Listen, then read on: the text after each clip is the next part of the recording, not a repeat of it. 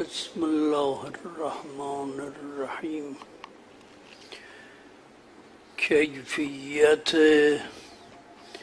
ارتباط به امام زمان که درخواست شد در خود قرآن.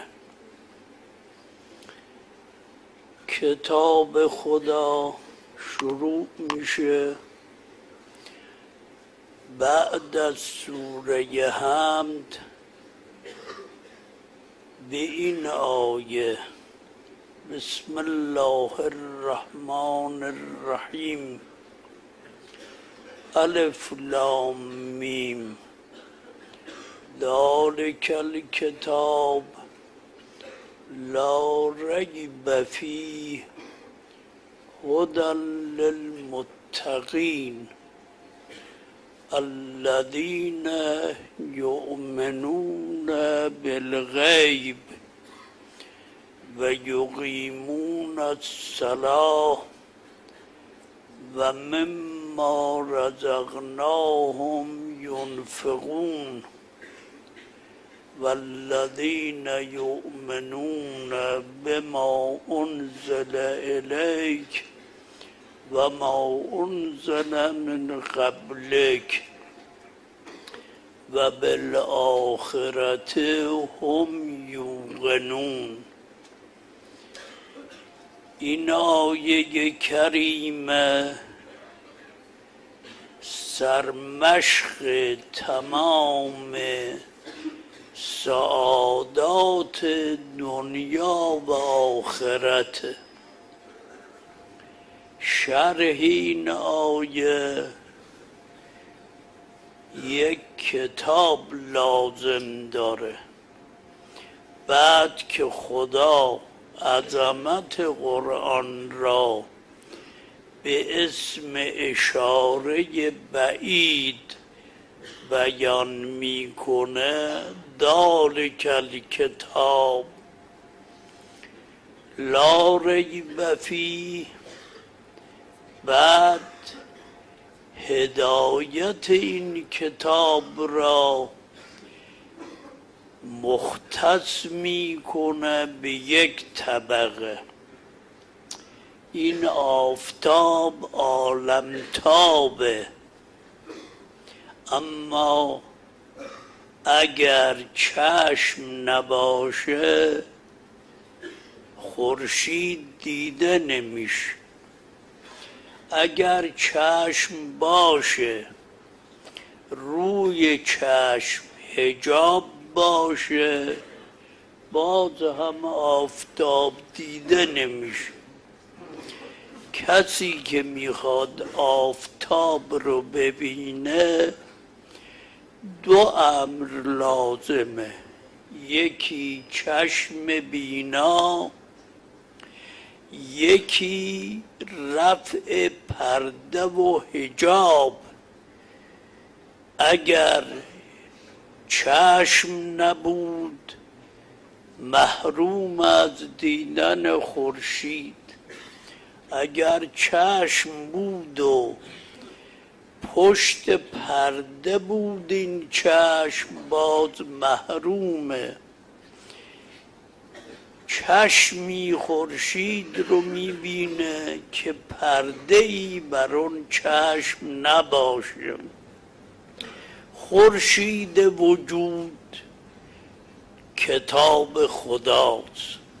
خدا دو کتاب داره: یک کتاب تدوینی قرآن مجیده، یک کتاب تکوینی یعنی اون کسی که قرآن در او تجسم پیدا کرده و تمام حقایق قرآن، از باطن قرآن، از ظاهر قرآن، تمام معارف قرآن در عقل او متمرکزه. تمام اخلاق قرآن در صفات او مجسمه. تمام احکام قرآن در اعمال او منعکسه و او کتاب الله ناطق صاحب العصر و زمانه. ارتباط بین دو تا خورشید اولا چشم عقل و فکر لازم داره، ثانیاً باید پرده گناه روی چشم عقل رو نپوشه. همچه کسی هم لیاقت پیدا میکنه از دقایق قرآن استفاده کنه، هم از الطاف خاص امام زمان بهره ببره. شماها که همه اینجا هستید اولا در فصلی از زندگی هستید که خودتون قدر این نعمت رو نمیدانید. این فصل جوانی بهار آدمیته، همونطوری که این عالم فصل بهاری داره. دانه ها باید در بهار سبز بشه، در فصل زمستان دیگه محصول باید چیده بشه. وقت سبز شدن دانه نیست. شماها الان در فصلی هستید که دانه های علم و عمل در نفوس شما سبز میشه. باید قدر این نعمت رو بدانید. اگر به این برنامه عمل کنید سعادت دنیا و آخرتتون بیمه میشه. ارتباط به امام زمان به دیدن امام زمان نیست. این در و دیوار که میبینید از اول آفتاب تا غروب کنار خورشیدن، اما چه بهره ای بردن؟ هیچ. ولی در دل کوه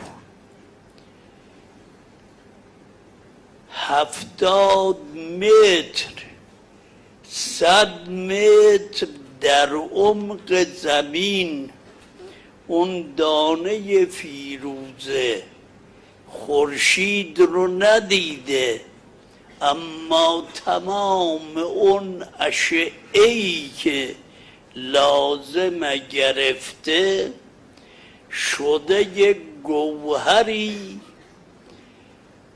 متلألئ. این در و دیوار و سنگ خورشید کنارشه، اما بهره کجا؟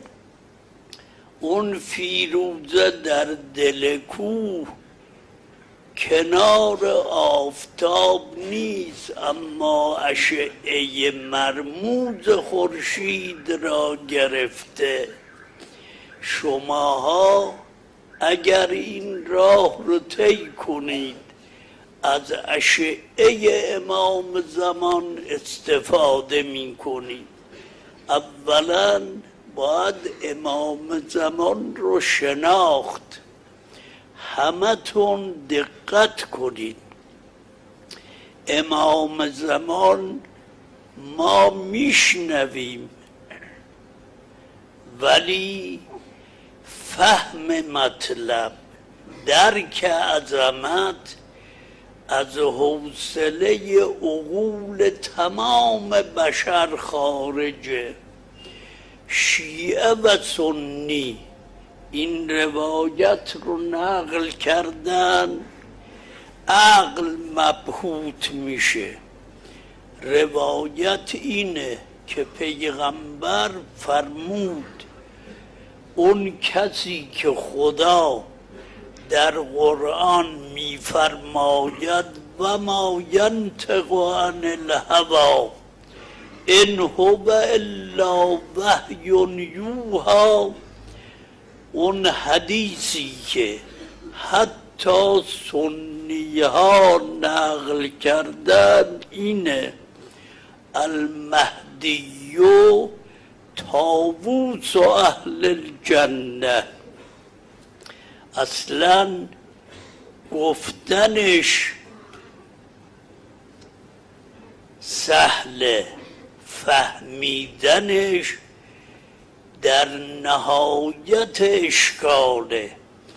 بهش کانون جماله، بهشتی که در اونجا صورت یوسف صدیق مثل ماه شب 14 میتابه، طلعت موسی بن عمران، جمال عیسی بن مریم، صورت ابراهیم خلیل الرحمن، با همه اینها طاووس اهل بهشت امام زمانه. این چه باطنی است که ظاهرش اینه. ما یک عمری دم از امام زمان زدیم اما کجا او رو شناختیم؟ مطلب به قدری مهمه که خود پیغمبر فرمود علیه جلاویب النور. حجت ابن الحسن پوشیده به جلباب‌های نوره که تمام اون لباس‌های نور متوقد از شعاع ضیاء قدس. خلاصه امام زمان گوهریه که متصله به الله و نور السماوات والارض مثل نوره کمشکات فیها مصباح المصباح فی زجاجه الزجاجة کأنها کوکب دری یوقد من شجرة مبارکة زیتونه لا شرقیة ولا غربیه یکاد زیتها یضیء ولو لم تمسسه نار نور علی نور.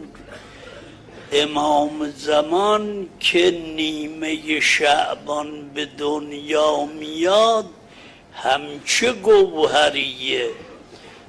خوشا به حال اون کسی که راه رو پیدا کنه و تقوا پیشه کنه، مورد لطف او واقع بشه. اگر شماها نماز رو اول وقت بخوانید، این کلمه اول، واجبات رو به جا بیارید، اون چه خدا حرام کرده ترک کنید، توسل هر روزه را به امام زمان فراموش نکنید، اون اشعه‌ای که خود پیغمبر فرمود در روح اوست به روح شما خواهد تابید. وقتی بتابه اکسیریه که منقلب میکنه. همین قضیه بسه. حسین ابن روح نایب امام زمانه، یعنی نفس امام زمان به او خورده این قضیه رو من نقل میکنم، خودتون تا آخرش دیگه بخوانید. شیخ صدوق رئیس المحدثین نقل میکنه از محمد ابن حسن سیرفی. این مرد از اهل بلخ، شیعیان بلخ اموال مربوط به امام رو به این مرد دادن که ببرد به بغداد به نایب امام زمان تحویل بده. گفت این اموال رو من سبیکه کردم، یعنی شمش نقره و طلا کردم، با خودم از بلخ برداشتم. بلخ کجا؟ بغداد کجا؟ در اون زمان گفت رسیدم به سرخس، از بلخ آمدم تا سرخس، بر سر یک تل ریگی خیمه زدم. این سبیکه ها، شمش ها که اموال متعلقه به امام بود، یکی از اینها در اون تل ریگ گم شد. از بلخ آمده به سرخس، در سرخس شمش رو گم کرده. گفت رسیدم به همدان. حالا سرخس کجا؟ باز همدان کجا؟ وقتی به همدان رسیدم فکر کردم این مال امام امانت بوده و من باید برسانم. از مال خودم یک شمشی درست کردم به وزن همون شمش که در اون تل سرخس گم کرده بودم. داخل کردم میان این سبائک و شمش ها. رسیدم به بغداد، رفتم به ملاقات حسین ابن روح. وقتی شمش ها رو پیشش گذاشتم، اونی که فکر هر حکیمی، مغز هر فقیهی را متحیر میکنه اینه. این چه مقامیه؟ گفت این شمش ها را که گذاشتم مقابل ابوالقاسم حسین ابن روح، یکی یکی تفحص کرد. گفت این شمش از ما نیست، اونی که من در همدان ساخته بودم اونو برداشت. گفت این مال خودته، ساختی به جای او. اونی که مربوط به ما بوده در تلی که در سرخس خیمه زدی در میان ریگ ها گم شده. حالا این چه احاطه‌ایه؟ این چه روحیه؟ این چه قلبیه؟ این چه اطلاعیه؟ وقتی از اینجا برگشتی میری به همون تلی که خیمه زدی، اونجا میگردی، اون شمش رو پیدا میکنی. بعد که پیدا کردی سال دیگه باز بیایی به بغداد، اما وقتی آمدی دیگه منو نخواهی دید، به نایب دیگر اون شمش رو تحویل بده. این نوکر امام زمانه، این حسین ابن روحیه که مقام نیابت خاصه از ولی اصل داره. وقتی شعاع امام زمان به قلب او تابیده، روح او شده قلبی که احاطه داره از بغداد تا بلخ، اینقدر این لفظ عظمت پیدا کرده. این معنی امام زمان که او رو شناخته، که توانسته دست به دامن او برسانه. اما اگر شماها نماز اول وقت رو بخوانید، بر این طریقه حق استقامت کنید، از گناه اجتناب کنید، واجبات رو به جا بیارید، اون چنان دست عنایت او بر سر شما کشیده میشه که اون وقت خواهید فهمید چه خبره. منتها ما راه رو باید بریم، بعد ببینیم به مقصد کی میرسیم. راه نرفته به مقصد نمیشه رسید. افسوس عمر گذشت، ما قدر نعمت رو نمیدانیم. کسانی که در زمان غیبت این چنین که گفتم عمل کنن، مقامشون اینه. یعنی هر یک از شما این سعادت رو دارید، سعی کنید از دست ندید. این روایتی است که حجت خدا سید الساجدین زین العابدین بیان کرده که صدوق نقل میکنه. اون کسانی که در غیبت امام زمان بر این مذهب باقی بمانند و این عقیده رو از دست ندهند، هر یکشون ثواب 1000 شهید از شهداء بدر و احد رو دارن.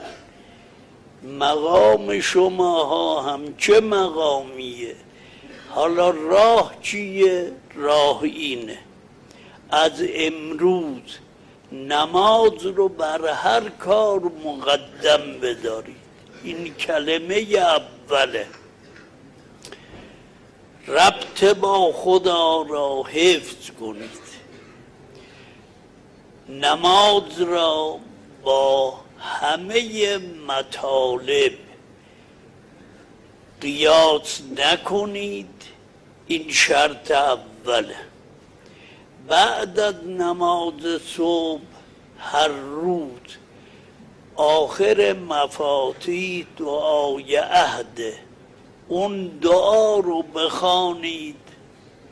چشمها را از نامحرم بپوشید، شکم رو از حرام حفظ کنید، واجبات الهیه را به جا بیارید. تمامتون اسمتون در دفتری نوشته میشه که در صدر اون دفتر اسم حبیب ابن مظاهره، اسم حر ابن یزید ریاحیه. راه سعادت اینه. خود امام فرمود ذالک الکتاب لا ریب فیه هدی للمتقین الذین یؤمنون بالغیب. این غیبی که در این آیه هست حجت ابن الحسنه. و مجلس ما به اسم امام زمان شروع شد، به اسم او هم باید ختم بشه.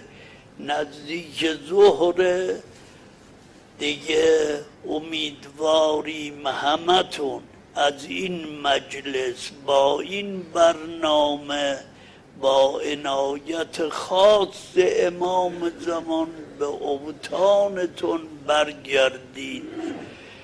سعی کنید هر روز بدون استثناء یک قسمت قرآن رو بخوانید، حداقل 50 آیه. اگر بخواهید 10 برکت در دنیا و آخرت نصیبتون بشه، از امروز شروع کنید هر روز یک سوره یاسین بخوانید، چون ایام امام زمانه. اون سوره یاسین را که هر روز میخوانید هدیه کنید به خود امام زمان. انشاءالله با این برنامه هم سعادت دنیاتون تأمین میشه، هم سعادت آخرتتون.